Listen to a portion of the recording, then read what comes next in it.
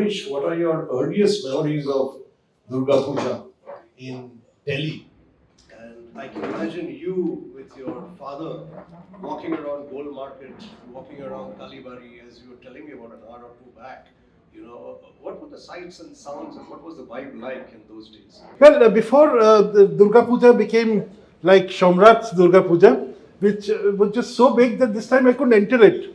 And I was told by the policeman कि आप जैसे साइज वाले लोग ना और किसी में और एक दुर्गा पूजा में ले जाऊंगा दिखाऊंगा वो वहाँ चले जाए खाली है वो so I went to the other Durga Puja which was really खाली है लोग but anyway in those days every Durga Puja used to be a small what we call a Barowari Bapar, very neighborhood, event.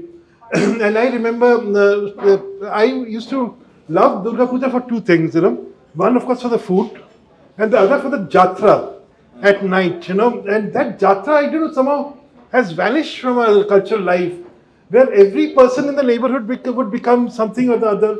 I learned most of my, colonial Indian history through the jatras, and I became a student of history, and so I got so enamored of the jatra that invariably I would, I always thought I was Hanuman, So I would buy a gada and, go around, beating up everyone. And once, my poor grandfather, I had heard about Bhim and how he sat on top of the Dushashan or Duryodhan and tore open his heart and had his heart.